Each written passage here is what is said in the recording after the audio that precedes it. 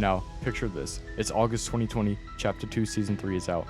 Everybody loves it. Your entire school is playing it, quarantine is still going on, and you're sitting on your computer and you stumble across a video on YouTube titled How to Play Fortnite Season 1. And out of curiosity, you click on it wondering what this is all about. After 30 minutes of downloading, setting up, and getting ready, you finally load into the Season 1 map and you're excited that you finally get that feeling of OG back. Little did we know, in just 3 years, coming back to OG Fortnite would get so big, cause so much scandals, and overall have one of the biggest fall-offs ever.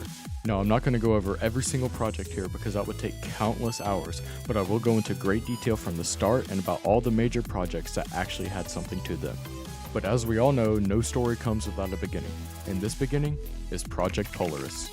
Project Polaris will release in early of September 2020 with the help of Lawin server ran by the YouTuber Lawin, giving us the first official feel on OG Fortnite.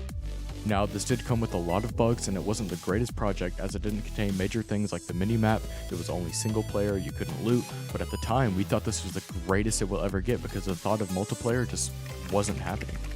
So, many big YouTubers were making videos on this project and it was gaining so much attention everywhere that other aspiring coders wanted to get in on this OG Fortnite too. And just 4 months later, Project Rift would come along.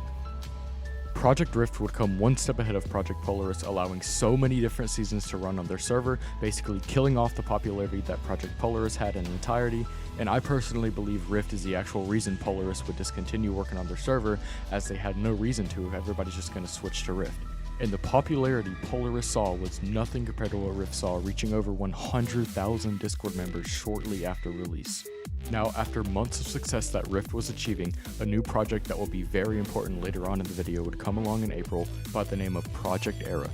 Now, during the first release of Project Era, it wasn't as great as Rift was. It was basically Polaris but with different seasons trying to reach the success that Rift had, allowing every single OG season. Now, a few more smaller projects would come along during this time, but the success Rift and Era had completely shined over any other project at this time. But after just 1 year of the start of OG Fortnite, the creators of Rift would do something nobody thought of before. They created a multiplayer project called Project Luna, allowing 50 players at a time to join in and battle it out on the Season 6 map, which was a huge success and would also show other projects that multiplayer was possible and what it could do.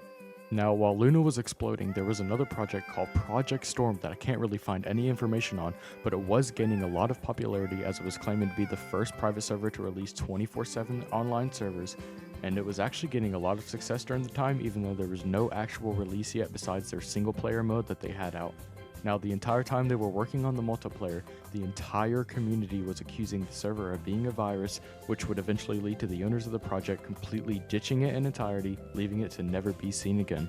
Now, after a while, Project Rift would start to host multiplayer servers often, which almost every large Fortnite creator was playing, getting it even more attention, and even getting the attention from the big boss upstairs, Epic Games. Now, Epic was not too happy about it and made sure to let them know the consequences if they decided to make any profit off their servers, which was an issue for Rift as it was difficult to fund the private servers themselves without any help from the community. During the time of Rift multiplayer, another multiplayer server called Project Reboot would come out, but Project Reboot wasn't like every other project. You didn't have to download their server off of a fishy website or a link on the Discord server. Project Reboot would release on the official Microsoft Store, meaning anybody was able to download Project Reboot and play with their friends. The only issue? The server wasn't hosted by the creators. It was hosted by the player themselves, having used a third-party source to run the server. It wouldn't allow 100-player games like Project Rift would. Now, eventually, Rift would end multiplayer completely, starting up what would become the two largest OG Fortnite servers, Project Era Multiplayer and Project Nova.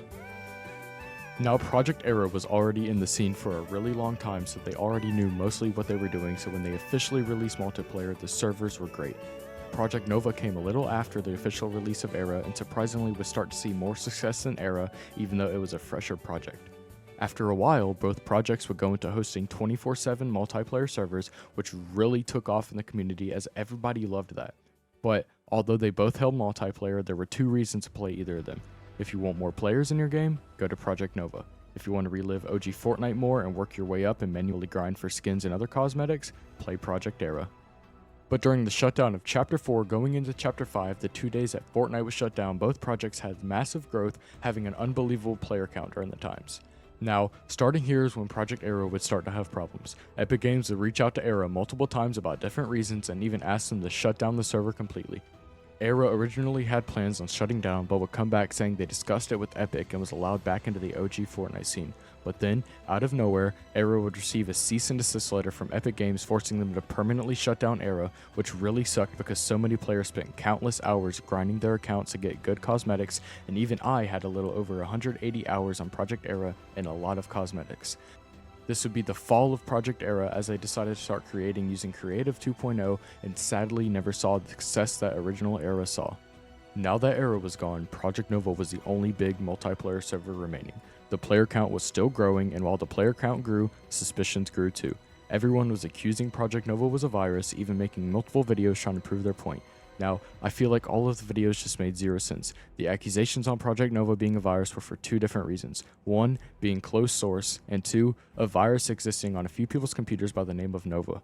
Now, first of all, if Nova had a virus that they put into people's computers, they clearly wouldn't name it after the project. That just doesn't make sense. And two, if they were going to go open source, cheating would be even worse than it already is and made the game basically unplayable.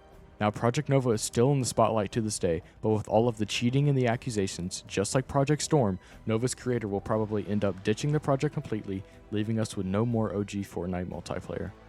And that is the rise and fall of Fortnite OG projects. If you enjoyed this video, make sure to like, comment, and subscribe so I can make more videos like this in the future, and if I made any mistakes, be sure to let me know the mistakes in the comments. Thank you.